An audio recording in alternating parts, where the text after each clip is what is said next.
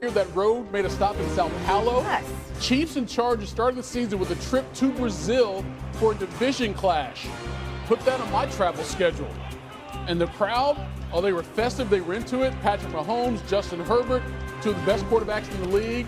Early on here, first drive for Kansas City. Mahomes was looking for Xavier Worthy. He falls down. When he gets up, he's grabbing his shoulder. But here's the deal. He didn't fall down. He got knocked down, leveled by Travis Kelce. He would head to the locker room. He would not return. The Chiefs would have to punt it away. Chargers get the ball, and they go right down the field. Herbert to Quentin Johnston for the touchdown. And just like that, LA's up 7-0. 40 seconds remaining in the first half. Chiefs are down 13-3. Mahomes to Tyquan Thornton. That's a huge gain of 33 all the way down to the Chargers' 33-yard line. So, Mahomes to Noah Gray, short gain, but he did not get out of bounds. So now they've got to rush to get the field goal unit onto the field. The clock is ticking, less than 7 seconds to go. Harrison Butker would attempt it from 59 yards if they got it off in time. They do. Plenty of leg, and it is good. So it's 13-6, Chargers with the lead at the half. Third quarter. Chiefs looking at a 3rd and 8. Mahomes, he's got a lane. He's got a lot of room. Big gain, and oh, how about the shoulder to Dante Jackson? Puts him on the ground after picking up the first down. The drive continues. 3rd and 1. Oh, what happened there? Well, Querim Hunt got the first down, but then Kelce and Tierra Tart get into it, and a big slap there from Tart. Unnecessary roughness penalty, automatic first down anyway. Next play, Mahomes, couple pump fakes, dives for the pylon for the touchdown. Butker would miss the extra point, so now they're down 13-12 instead of being a tie game. Less than 4 to play in that third quarter. Herbert, little play action. Ladd McConkey coming back to get it. 16-yard gain. Big first down to keep the drive alive. And then here it's 3rd and 3. Herbert, Keenan Allen on the connection. And they are hyped because they just went up 20-12. Fourth quarter now. Mahomes and the Chiefs, they got a 3rd and 5 from their own 40. He's in trouble. Steps up. Wait a minute. What did he do? I need to see this a couple more times. Shenanigans. Look at this. It makes no sense. There's like 3 dudes between him and Juju Smith-Schuster. It didn't matter. He gets the completion. And then later, how about that play call? Travis Kelce wide open. So they go for 2. They didn't get it. So now they're down 20-18. Chargers with the response. Herbert had something for the Chiefs all night long. Every time they need to play, he was the guy who would make it for them. Gets the first down there. And then looking towards the end zone to Johnston again. It's 27-18. 3:30 to play. Is there enough time for Mahomes? It's 4th and 7. Looking for Hollywood Brown. Finding him. 49-yard gain. What a throw. Off balance. Didn't matter. Perfect product placement. And the Chiefs, a couple plays later, 3rd and 9. Oh, Jason Brownlee was there, but just out of reach. So they settle for a field goal. So it's 27-21. Chargers with a chance. Can they run out the clock? Get a first down on 3rd and 14. Herbert runs for it. Wow. What a big game for Herbert. 318 yards to the air, 3 touchdowns. His team and Jim Harbaugh get the win. Justin was phenomenal today in every way. Pinpoint accuracy. Thought he did a great job with his legs and running. There at the end, sealing the game. And just overall toughness. I mean, just complete stalwart. He took some big hits, gave a few shots himself. It was incredible quarterback play. No, every game is important to us. You know, this is the important one because it was the first one. You know, it's a very good opponent we're going up against. We obviously have a lot of respect for them. But I'm happy the way that all 3 phases executed today. That's what our goal was, and it was good to see from us. I mean, I could feel it pretty early on. I don't know exactly when that point is, but they definitely came out with more energy than we did. And so in this league, everybody's too good for you to not match the energy of your opponent. And so I think we learned a valuable lesson today. We got to be better from the get-go, from the start. We're not going to be able to just come back and win every single game. Teams are too good in this league. And so this would be a big lesson for us, a division opponent, someone that's going to be there at the end of the year. Y'all don't want me to come up here and say that they ain't. This is Patrick Mahomes and Andy Reid, y'all. This was a decision made by a team that had a playoff team.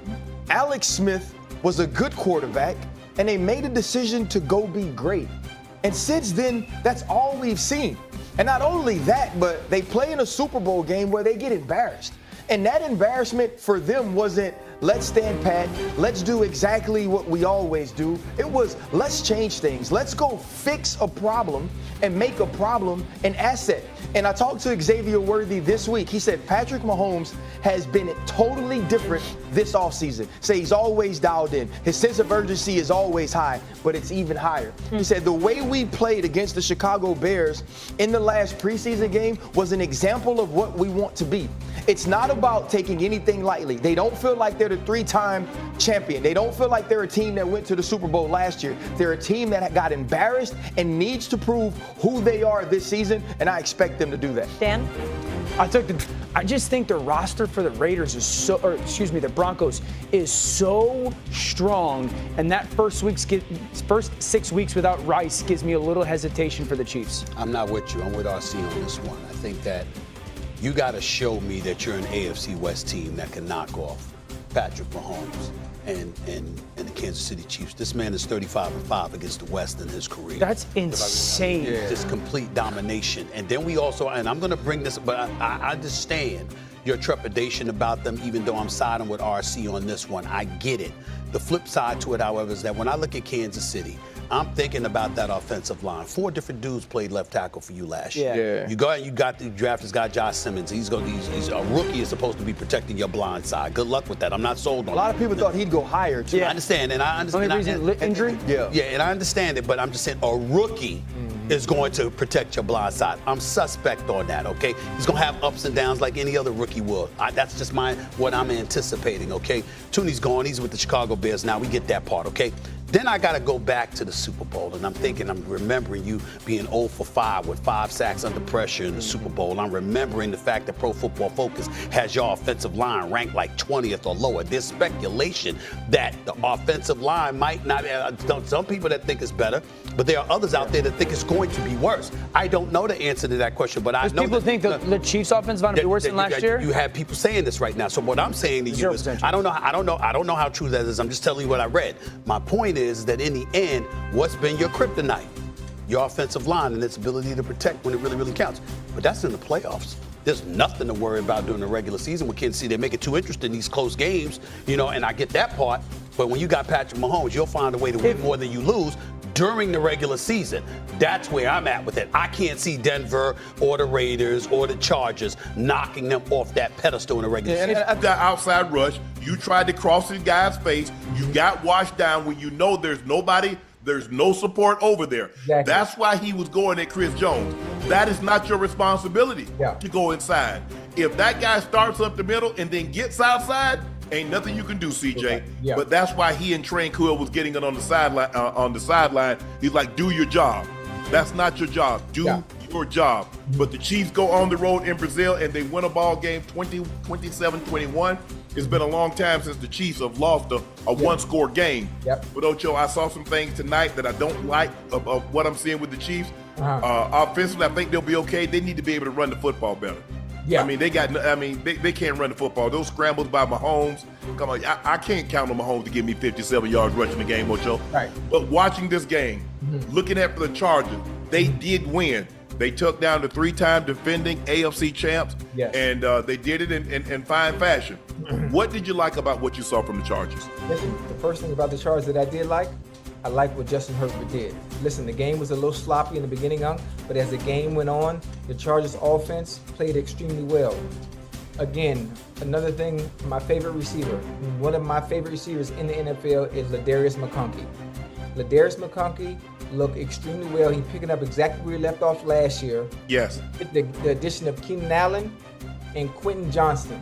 If we can get Quentin Johnston to be a little bit more consistent, and catching the ball and try to eliminate some of the drops that he had last year, they are going to be all right. Because that defense, they was flying all over the place. They made some great plays. Derwin James was Derwin James. Khalil Mack also contributed in some important areas as well on certain down and distances, and they look good. I thought the Chiefs had an opportunity to come back. I actually thought they were going to come back when they decided to field goal towards the end of the game and chose to allow Spags and that defense to take over from there.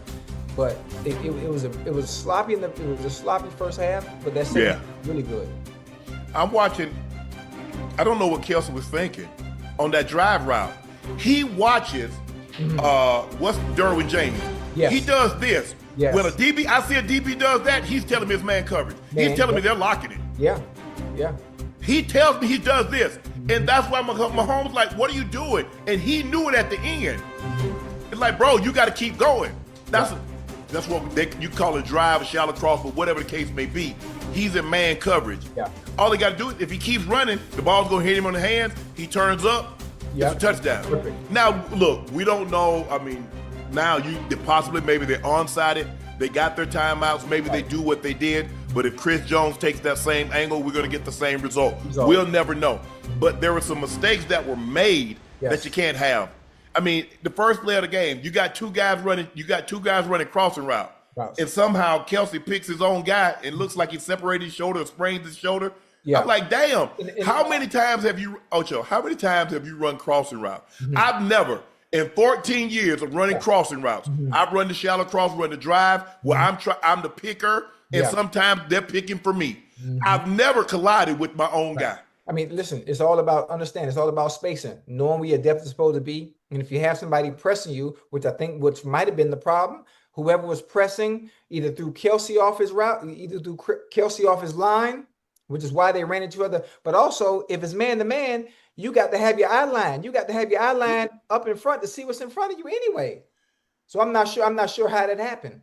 Ocho, plus the fact is, it's already understood. One of you are high, the other is low. One of you guys is 3 to 5, the other guy 5 to 7. I don't know who's supposed to be high. I don't know who's supposed to be low. Well, you can see Xavier Worthy was low. So that means Kelsey was supposed to be 5 to 7. I don't get it. I don't know. And like I said, I'm like, damn, guys, that's probably a precursor of things to come because, Ocho, now how many times? That's the first 15. We done talked